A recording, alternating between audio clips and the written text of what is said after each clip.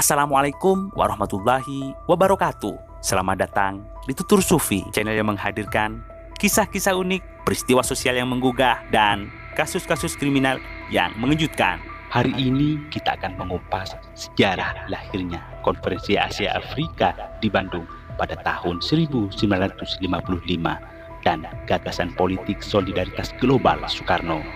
Benarkah Soekarno adalah tokoh utama di balik kegiatan konferensi internasional tersebut?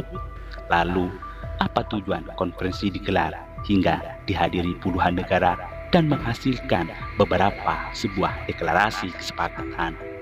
Jangan kemana-mana, ikuti terus cerita sejarah ini yang kami rangkum dalam segmen Intip, informasi nyata tentang investigasi dan peristiwa.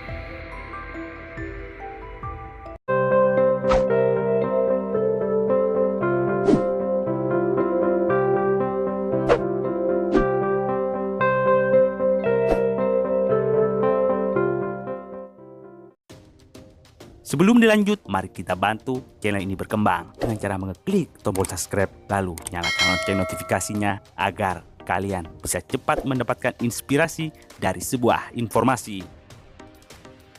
Cerita ini kami buat berdasarkan rangkuman dari berbagai media massa, lalu kami sajikan dalam bentuk alur cerita. Mari kita mulai ceritanya.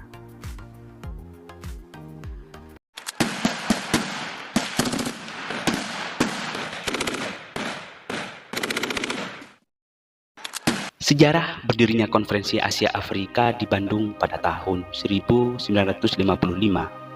dimulai sejak pertengahan abad ke-20, yang mana negara-negara di dataran benua Asia dan Afrika mengalami peristiwa dan transformasi global, terutama terkait dengan proses dekolonisasi dan pencarian kemerdekaan dari penjajahan kolonial Eropa. Salah satu contohnya adalah kemerdekaan Indonesia dan India yang sebelumnya melawan penjajahan Belanda dan Inggris hingga berlangsung selama beberapa dekade. Dan akhirnya, dua negara ini berhasil meraih kemerdekaan. Akan tetapi, pasca meraih kemerdekaan, banyak negara di Asia dan Afrika menghadapi tantangan besar dalam membangun institusi negara, baik dari masalah perekonomian dan masyarakat yang stabil. Proses ini seringkali disertai dengan konflik internal dan tantangan politik yang kompleks. Dari itu, beberapa negara di Asia dan Afrika lalu mendirikan gerakan non-blok.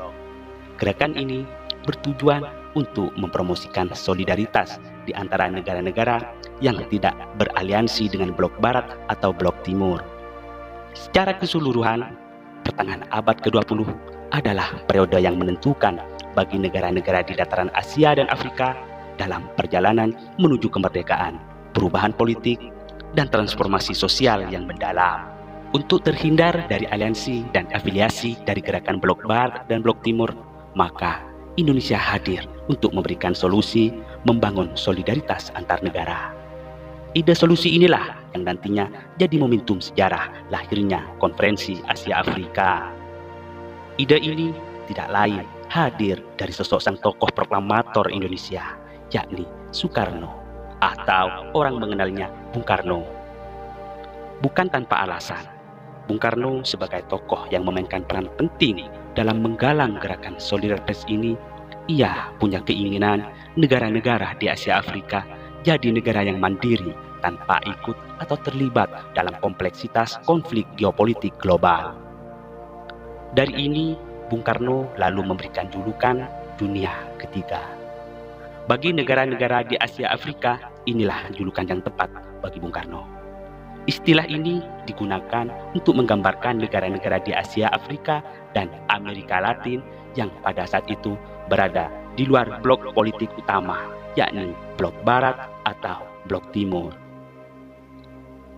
Gagasan Bung Karno ini lalu disambut baik oleh 3 negara lain di Asia Afrika. Di antaranya adalah India, Pakistan, dan Burma yang sekarang sudah berubah jadi Myanmar. Selain memang Bung Karno, Indonesia adalah pendiri gerakan non-blok atau Konferensi Asia Afrika. Penggagas Konferensi Asia Afrika secara tidak langsung memang juga diinisiasi oleh India, Pakistan, dan Myanmar. Sehingga 4 negara ini tidak salah bila dikatakan sebagai negara penggagas lahirnya Konferensi Asia Afrika. Meski demikian, sebelum kegiatan kenegaraan ini resmi digelar, tokoh-tokoh dari 4 negara ini terlebih dahulu melakukan pertemuan non-formal di Bogor pada bulan Desember 1954. Hal ini dilakukan untuk mengonsep sebuah asas dan norma negara-negara agar tetap stabil dalam membangun kerjasama dan ekonomi kebangsaan. Pertemuan ini dihadiri 7 tokoh perwakilan dari 4 negara masing-masing. Di antaranya adalah Presiden Soekarno dan Menteri Luar Negeri Adi Sastro-Midjojo dari Indonesia, Perdana Menteri Jawaharlal Nehru dan Menteri Luar Negeri Krishna Menon dari India. Kemudian disusul oleh Perdana Menteri Muhammad Ali Bogra dari Pakistan. Tokoh ini sebenarnya mewakili Presiden Ghulam Muhammad yang saat itu sakit. Dan Perdana Menteri UNU dan Menteri Luar Negeri U Kin Nyen dari Myanmar. Dari pertemuan tersebut lalu disepakati acara Konferensi Asia Afrika akan dilaksanakan pada April 1955 di Gedung Merdeka di Jalan Asia Afrika nomor 65, Braga, Kecamatan Sumur Bandung, Kota Bandung. Acara konferensi ini juga disepakati akan berlangsung selama 7 hari, mulai dari tanggal 18 hingga 24.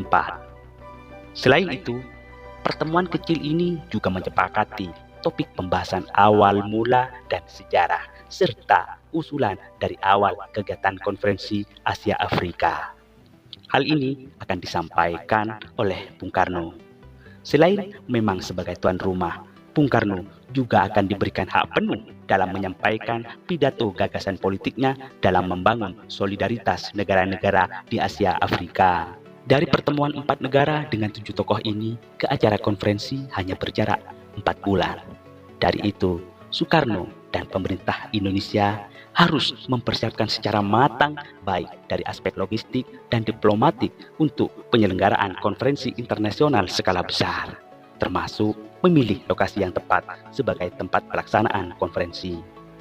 Di puncaknya, acara konferensi Asia Afrika dihadiri 29 negara. Jumlah ini relatif tinggi dan bisa dikatakan acara konferensi Asia Afrika sukses. 29 negara tersebut diantaranya yang hadir adalah Afghanistan, Arab Saudi, Myanmar, Sri Lanka, Republik Rakyat Tiongkok, Filipina, India, Indonesia, Irak, Iran, Jepang, Yordania, Kamboja, Korea Utara, Korea Selatan, Kuwait, Laos, Lebanon, Liberia, Libya, Malaysia, Mesir, Mongolia, Nepal, Pakistan, Suriah, Thailand, Turki, dan Vietnam. Selama 7 hari, konferensi Asia Afrika ini menghasilkan beberapa hal penting. Di antaranya adalah konferensi ini mendeklarasikan kesepakatan yang diberi nama Deklarasi Bandung. Nama Bandung disematkan sebagai tanda sejarah tempat dan lokasi kegiatan.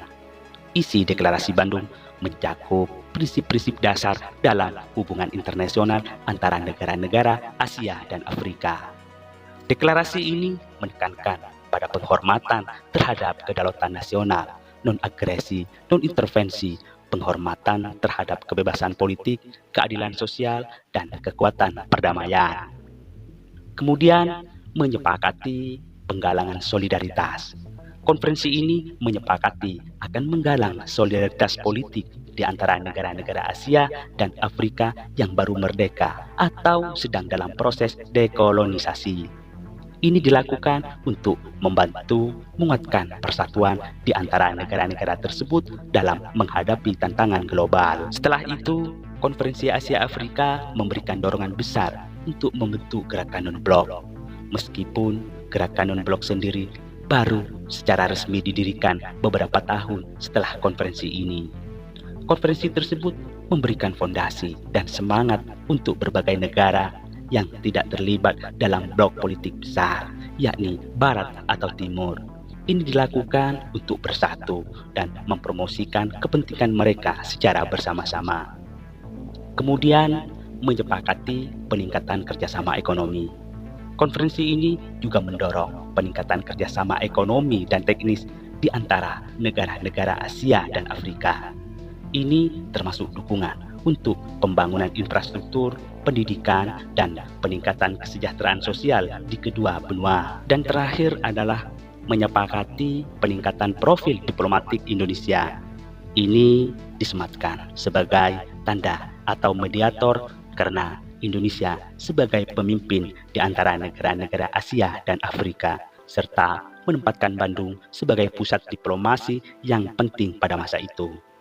Jadi, secara keseluruhan, Konferensi Asia Afrika di Bandung pada tahun 1955 memiliki dampak yang signifikan dalam mempromosikan solidaritas Selatan-Selatan, serta dalam memperjuangkan kemerdekaan, kedaulatan, dan perdamaian dunia. Demikianlah cerita hari ini. Semoga karya sederhana ini bisa menambah wawasan dan pengalaman untuk kalian. Sedikit semoga bermanfaat. Wassalamualaikum warahmatullahi wabarakatuh.